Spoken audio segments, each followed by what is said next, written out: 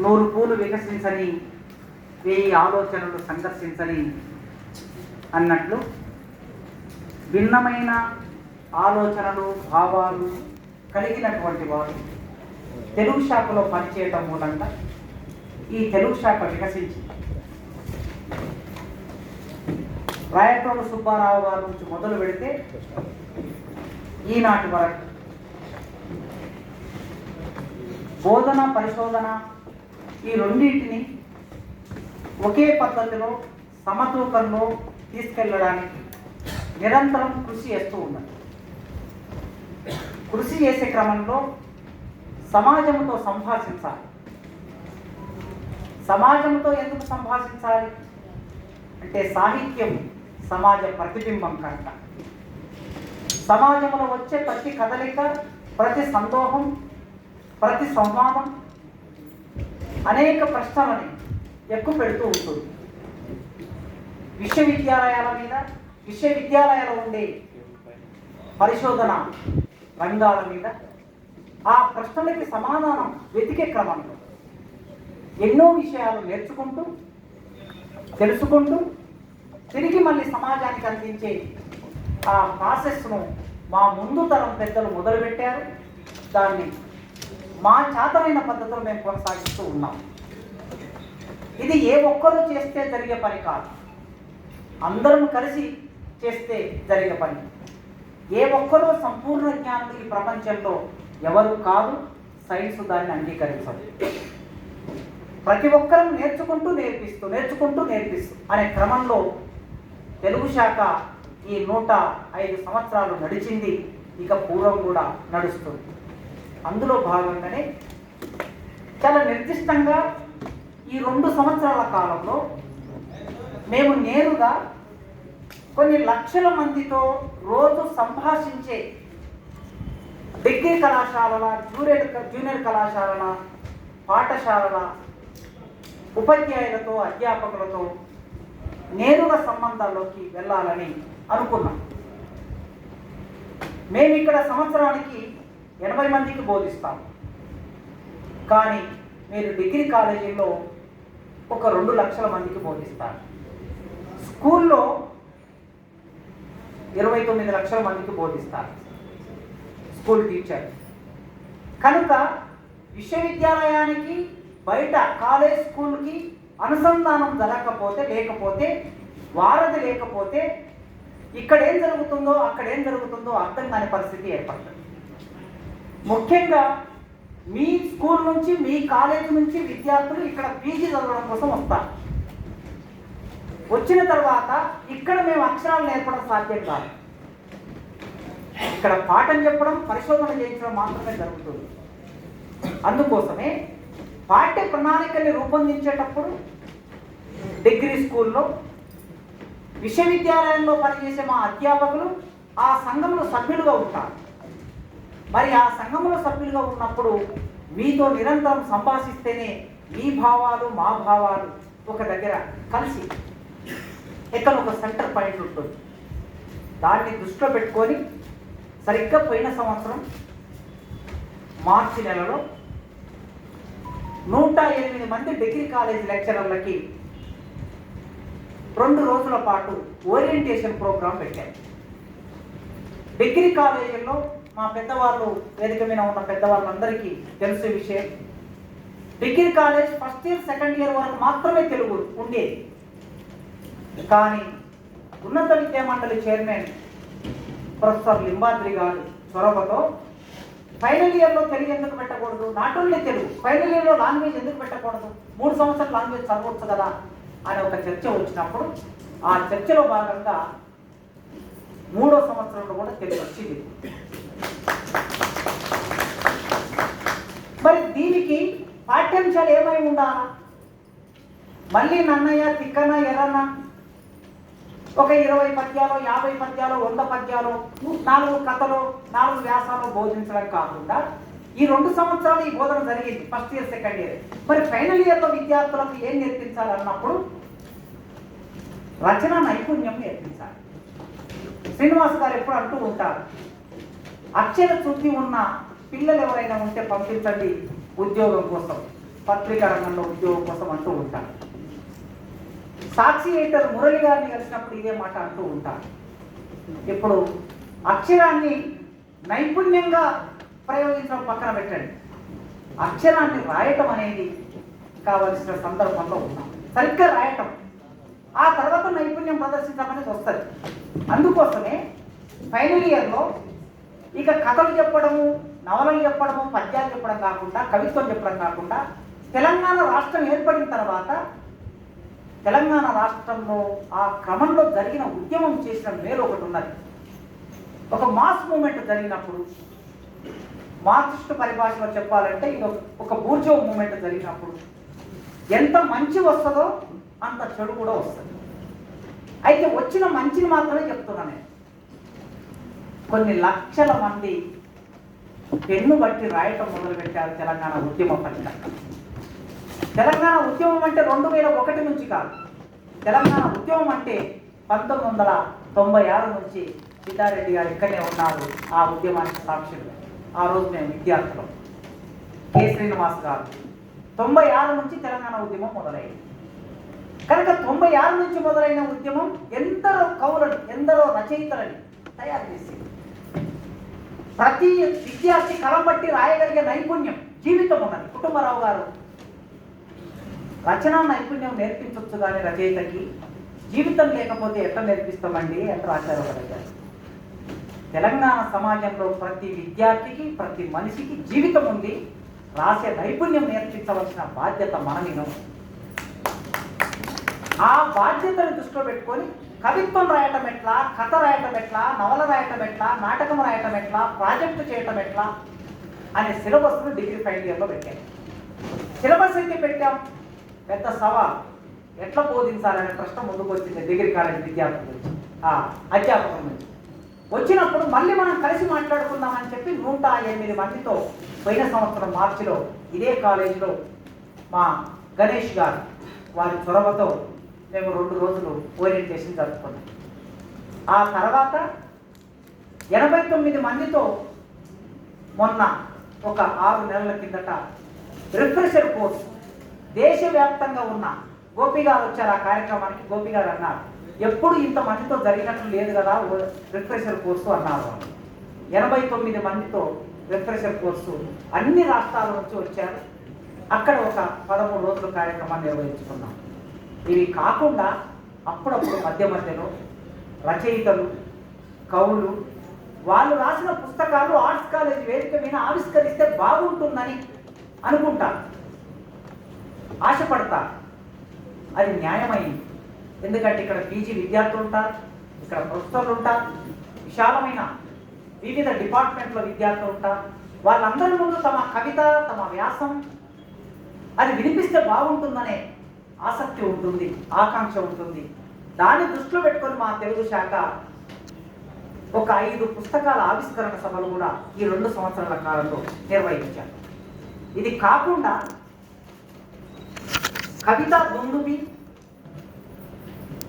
కవితా సింగిడి, మొదలు కవితా సింగిడి నిర్వహించారు. ఒక 20 మంది కవులు వేదిక మీద కూర్చొని, ఒక 10 మంది పాట రాసే కవులు, 10 మంది వచన కవిత రాసిన కవులు ఈ హాల్లో ఉన్నటువంటి ఒక 200-300 మందితో గానం చేస్తారు. అట్లా గానం చేశారు. ఎంతమంది బెంచ్ల మీద కూర్చున్నారో అంతమంది నిలబడి విన్నారు ఆ 2 కార్యక్రమాలు, కవితా సింగిడి, కవిత దుందుబి. ఈ 2 సంవత్సరాల కాలంలో ఇది కూడా జరిగింది. ఇప్పుడు ఈ కార్యక్రమం జరుగుతుంది. ఈ కార్యక్రమం ప్రధాన ఉద్దేశం ఎవరి నోటి నుంచి విన్నా, విశ్వవిద్యాలయాల్లో ఉన్న ప్రొఫెసర్లు, కాలేజీలో ఉన్న టీచర్లు, లేదా స్కూల్ టీచర్లు, పెద్ద మనుషులు, మహారాష్ట్ర నుంచి వచ్చారు సార్, రిటైర్డ్ చీఫ్ ఇంజనీర్ గారు, ఎవరు ప్రతి ఒక్కరు మాట్లాడుతున్నది తెలుగు భాషకి ఏమైంది, తెలుగు భాషను ఏమైనా ఏమైనా రక్షించగలమా, ప్రయత్నం చేయగలమా, ఒక ఉమ్మడి వేదిక రూపొందించుకోగలమా, కొన్ని ఆలోచనలు చేయవలసిన అవసరం ఉంది అని నిరంతరం సంభాషణ జరుగుతూ ఉన్నది. ఈ సంభాషణలో భాగంగా చరిత్రకి హిస్టరీ కాంగ్రెస్ ఉంది, సైన్స్ కాంగ్రెస్ ఉంది, విజ్ఞాన శాస్త్రాలకి. మరి తెలుగు లిటరేచర్కి తెలుగు లిటరరీ కాంగ్రెస్ ఎందుకు ఉండొద్దు అని ఒక ఆలోచన. ఒక 6 నెలల కిందట కవిత నిర్వహించినప్పుడు మా ప్రిన్సిపాల్ గారు గురించి చెప్పాలి. మా గణేష్ గారు లేకపోతే నేను మా తెలుగు డిపార్ట్మెంట్ ఈ కార్యక్రమాలు చేసేవాళ్ళని కాదు. ఏ కార్యక్రమంతో ప్రబోధనలు తీసుకెళ్ళినా ఇది కాదు అన్న మాట ఒక్కరోజు వారి నోటి నుంచి ఈ 2 సంవత్సరాల కాలంలో నేను వినలేదు. గతంలో ఈ కాలేజీకి ప్రిన్సిపాల్గా పనిచేసిన వారు ఇప్పుడు వీసీగా ఉన్నారు. రవీందర్ గారు వీసీగా ఇక్కడ ప్రిన్సిపాల్గా ఉన్నప్పుడు 100 సంవత్సరాల కార్యక్రమం జరిగింది తెలుగు శాఖ. అప్పుడు వారు ఏ కార్యక్రమం తీసుకెళ్ళినా వారు వద్దరలేదు. కనుక ప్రిన్సిపాల్స్ ఎవరైనా ఆర్ట్స్ కాలేజ్లో, ఈ కాలేజ్ పేరే ఆర్ట్స్ కాలేజ్ కనుక ఆర్ట్స్ డిపార్ట్మెంట్లో ఒక ప్రధానమైన డిపార్ట్మెంటు తెలుగు. ఆ తెలుగు డిపార్ట్మెంట్ తీసుకెళ్లే కార్యక్రమాలను ఆమోదించి మా ప్రిన్సిపాల్ గారు వెన్ను తట్టారు. ఆ వెన్ను తట్టడం మూలంగా ఇవన్నీ చేస్తూ ఉన్నాం. తెలుగు లిటరరీ కాంగ్రెస్ ఉంటే ఎట్లా ఉంటుంది, ఈ కార్యక్రమం చేద్దామా సార్ అని 6 నెలల కిందట సార్తో మాట్లాడారు. ఈ సందర్భం ఎప్పుడు వచ్చిందంటే గద్దరు మరణించినప్పుడు, అమరుడైనప్పుడు గణేష్ గారు ఒక మాట అన్నారు. గద్దరు సంస్మరణ సభ మనమే ఎందుకు చేయొద్దు కాసిం గారు అన్నారు. వారి నోటు నుంచి ఆ మాట రాగానే నాకు 1000 ఏళ్ళలో బలం వచ్చినట్టు అనిపించింది. నేనే ఆ కార్యక్రమానికి ముందుండి చేశాను అనుకోండి. కార్యక్రమం చేస్తాం, మంచి కార్యక్రమం అనుకొని చేస్తాం, కానీ దాని చుట్టూ అల్లికలు చాలా ఉంటాయి. కొంత వెలుపు ఉండింది నాకు. మా ప్రిన్సిపాల్ గారు ఎప్పుడైతే ఆ కార్యక్రమం అన్నారో, మీరు మీ నోటి నుంచి మాట వచ్చింది, వదిలేయండి సార్ అన్నారు. ఇక వదిలేశారు, నిజంగా ఆయన నాకు వదిలేశారు. అనుకోకుండా వారు అనారోగ్యంతో ఉండి 2 నెలలు ఇంట్లో ఉన్నారు. ఆ 2 నెలలు ఇంట్లో ఉన్నప్పుడు గద్దర్ ప్రోగ్రాం నడిచింది. ట్యాగూర్ ఆడిటోరియం కెపాసిటీ 903 కుర్చీలు ఉంటాయి అందులో, కానీ 3000 మంది హాజరయ్యారు ఆ సభకి. అది గణేష్ గారి సహాయ సహకారాల వలన సాధ్యమైంది. ఆ కార్యక్రమం కూడా చేశాం. అది అయిపోయిన తర్వాత వారు రికవర్ అయి వచ్చాక లిటరరీ కాంగ్రెస్ ఒకటి చేద్దామనే ఆలోచన వారి చెవులో వేస్తే కనిపించినప్పుడల్లా తెలుగు లిటరరీ కాంగ్రెస్ ఎప్పుడు చేస్తున్నారు అని అడుగుతున్నారు. ఈ రూపంలో ఇట్లా ఇది సాధ్యమైంది. ఇది మనందరం కలుసుకోవడానికి, మాట్లాడుకోవడానికి, భవిష్యత్తు భాషకు సంబంధించి, సాహిత్యానికి సంబంధించి స్పష్టమైన అవగాహనతో ముందుకెళ్ళడానికి. భారతదేశ వ్యాప్తంగా ఉన్న తెలుగు శాఖలు 25 ఉన్నాయి. 25 తెలుగు శాఖల శాఖాధ్యక్షులు కూడా మనకు రాబోతున్నారు 17వ తారీఖున. వారు ఏం ఆలోచిస్తున్నారు, వాళ్ళు ఏమనుకుంటున్నారు. అదేవిధంగా అన్ని డిగ్రీ కాలేజీల లెక్చరర్లు అటు ఆదిలాబాద్ నుంచి మొదలు పెడితే ఇటు మహబూబ్ నగర్ వరకు అందరూ వచ్చారు. స్కూల్ టీచర్లు వచ్చారు. మనందరం ఈ 3 రోజుల కార్యక్రమం సంపూర్ణంగా విజయవంతం చేద్దాం. సెషన్స్లో భాగంగా హాల్లో 2 సెషన్స్ నడుస్తాయి రోజు, కానీ హాల్ బయట ఇంకొక సెషన్ నడుస్తుంది. 5 గంటలకి సెషన్ మొదలై రాత్రి 9 గంటల వరకు రోజు 10 మంది కవులు, 10 మంది పాట కవులు ఆ బహిరంగ వేదిక మీద తమ సృజనాత్మక వ్యక్తీకరణను వ్యక్తం చేస్తారు. 2 రోజులు 15వ తారీఖు, 16వ తారీఖు ఉంటుంది. ఇక్కడ ఉన్న మిత్రులందరూ తప్పనిసరిగా 9 గంటలు, అంటే ఈ కార్యక్రమం 10 నుంచి 9 గంటలు, అంటే 11 గంటలు ఈ 3 రోజులు ఇవి మాకు ఇవ్వండి, ఆర్ట్స్ కాలేజీకి ఇవ్వండి. ఈ మీ జీవితంలో చాలా సమయాన్ని చాలా వాటికి ఇస్తుంటారు. ఈ 11 గంటలు 11 గంటలని మాకు ఇవ్వాలని విజ్ఞప్తి చేస్తూ ఈ కార్యక్రమాన్ని నిండుగా విజయవంతం చేస్తున్నందుకు మీ అందరికీ పేరు పేరున ధన్యవాదాలు తెలియజేసుకుంటూ, మేమందరం భోజనాలు కూడా ఏర్పాటు చేశాం. మీకు టోకెన్స్, మీ బ్యాగ్లో టోకెన్స్ ఉన్నాయి. ఆ టోకెన్స్ తీసుకొని వెళితే మధ్యాహ్నం సరిగ్గా ఆ సమయానికి మనం భోజనం చేయొచ్చు.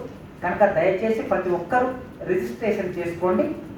ఆ టోకెన్ తీసుకొని మనం భోజనం చేయాలి. కింద స్పోర్ట్స్ లాంజ్ ఉంటుంది. ఇక్కడ చదువుకున్న వాళ్ళకి మీకు స్పోర్ట్స్ లాంజ్ అందరికీ పరిచయమే. ఆ స్పోర్ట్స్ లాంజ్లో మనం భోజనం చేస్తాం. ఇంకేమైనా ఉన్నా కూడా మనం మధ్యలో సంభాషించుకుందాం, సమస్యలు ఏమైనా ఉంటే పరిష్కరించుకుందాం, చిన్న సమస్యలు ఏమైనా ఉంటే పరిష్కరించుకుందాం, ముందుకెళ్తామని కోరుకుంటూ, ఇప్పుడు ఈ కార్యక్రమ ముఖ్య అతిథి గారు పెద్దలు, వారు తెలుగు సాహిత్యంలో ఇప్పటికీ ఉన్నటువంటి పెద్దవాళ్ళలో అట్లా మనం చూసుకుంటే వారన్నా నేను వేదిక మీద చెప్పొచ్చు, ఎందుకంటే వారి మీద గౌరవంతో, వేదిక మీద ఉన్న వారి అందరి మీద గౌరవంతో చెప్తున్నా. నేనేమి దాచుకోను, ఏదున్నా ఓపెన్గా చెప్పడం నాకు అలవాటు. తర్వాత నన్ను తిట్టినా వాటిని స్వీకరిస్తాను. వారు ఏమన్నారంటే, ఏమయ్యా నువ్వు ముగ్గురు వీసీలని ఒక చైర్మన్ పిలుస్తున్నావు, నన్ను ముఖ్య అతిథిలో పెట్టావు, మరి నీవు ఏమైనా ఇబ్బందులకు గురి అవుతావా అన్నాడు. అంటే నేను అన్నాను, సార్ ఇది సాహిత్య కార్యక్రమం, మా వీసీలు మా చైర్మన్ అంటే మా పెద్దన్న. ఇప్పుడు కాదైనా నాకు పరిచయం, 30 ఏళ్ళ కిందట నేను డిగ్రీ స్టూడెంట్ ఉన్నప్పుడు పరిచయం. మా వీసీ గారు ఒకవేళ ఆయన అప్పుడు నిజాం కాలేజీలో పనిచేసి ఉంటే నాకు టీచర్ అయ్యేవాడు నేరుగా. నేను నిజాం కాలేజీలో చదువుకున్నప్పటి నుంచి నాకు పరిచయం ఆయన, ఇవాళ కొత్త కాదు. మా కిషన్ రావు గారు అంటారా, ఓకే మీకు ఒక రహస్యం కూడా చెప్పాలి, మీరందరూ నేను ఆర్ట్స్ కాలేజీలో పీజీ చదువుకున్నాను అనుకుంటాను, చదువుకోలేదు ఇక్కడ నేను, అది ఒక విషయం, చదువుకోలేకపోయి నేను ఆ మెట్లు ఎక్కితే, ఆర్ట్స్ కాలేజ్ మెట్లు ఎక్కితే నన్ను చంపేస్తామని ఒక వర్గం, నేను ఇక్కడ జైలు కాకుండా నన్ను అడ్డుకున్నాను. ఇక్కడ జైలు కాకుండా కిషన్ రావు గారు రూమ్ నెంబర్ 1 అటువైపు పెద్ద రూమ్ ఉంటుంది సార్, 140 రూమ్లో కౌన్సిలింగ్ నిర్వహిస్తున్నారు. 143 ఒక్కొక్కరికి సీట్ అలాట్ చేస్తున్నారు. నేను జైలు కావాలి వచ్చి, కానీ నా ప్రాణం ముఖ్యమా సీటు ముఖ్యమా అని చర్చ వచ్చినప్పుడు కృష్ణారెడ్డి గారు ఇప్పుడు బతికిలేరు, పొలిటికల్ సైన్స్ డిపార్ట్మెంట్లో, నాకు చాలా ఇష్టమైన టీచర్ ఆయన, చెన్నబసవయ్య గారు ఉన్నారు, సతీష్ చందర్ గారు, మా అండమ్మ మేడం, ఒరే ఫస్ట్ బతుకురా తర్వాత చూద్దాము చదువు గురించి అన్నాను. ఒక వర్గం నన్ను అట్లా ఆ రోజుల్లో చూసింది. సరే ఆ తర్వాతి కాలంలో చాలా రోజులకు నాయన అటాక్ చేసింది, దాని నుంచి కూడా బయటపడ్డాను అనుకోండి. ఇప్పటికీ ఇట్లా తల పగిలి 18 పుట్టు పడ్డాయి కనిపిస్తుంది. కానీ ఆ రోజు చదువుదాం అనుకున్నా, వచ్చాను. నా మిత్రులు నా గురువుల సూచన వలన నేను ఆ కౌన్సిలింగ్ అటెండ్ కాలేకపోయినాను, నేను ఆర్ట్స్ కాలేజీలో చదువుకోలేకపోయాను. అప్పుడు కిషన్ రావు గారు, మా గురువు యాదయ్య గారు, వాళ్ళిద్దరు తీసుకెళ్ళి నన్ను ఏవి కాలేజీలో జాయిన్ చేశారు, ఏవి కాలేజీలో పీజీ చదువుకున్నాను. అంటే అప్పటి నుంచి నాకు కిషన్ రావు గారు నా ఆత్మీయుడు, నాకు ఆయన ఒక రకంగా గైడ్, ఇంటికి పిలిచి నాకు సూచన సలహాలు ఇస్తుండేవారు. కనుక ఇంతమంది కె శ్రీనివాస్ గారు అన్ని రకాలుగా నా శ్రేయోభిలాషి. నేను కష్టాల్లో ఉన్నా, సంతోషంగా ఉన్నా, ఏ సందర్భంలో ఏమైనా నా మనసులో మాట పంచుకోవడం, లేదా వారు నాకేమైనా సూచన చేయటం, అందువలన వీరందరూ నా వీణ ప్రేమతో నేను పిలిస్తే వచ్చేవారు. మీరు ముఖ్య అతిథిగా పిలవడానికి సాహిత్యంలో మీ స్థాయి, నేను మీ స్థాయి కొత్తగా చెప్పాల్సిన అవసరం లేదు, ఇది సాహిత్య కార్యక్రమం కనుక మీరు ముఖ్య అతిథులు ఉండాలని మా తెలుగు శాఖ నిర్ణయించుకోవటం మూలంగా పిలిచాము. ఇది వారితో నాకు జరిగిన సంభాషణ. కనుక ఇప్పుడు గోపి గారి గురించి ఒక సంక్షిప్తమైన పరిచయం డాక్టర్ రఘు గారు చేస్తారు.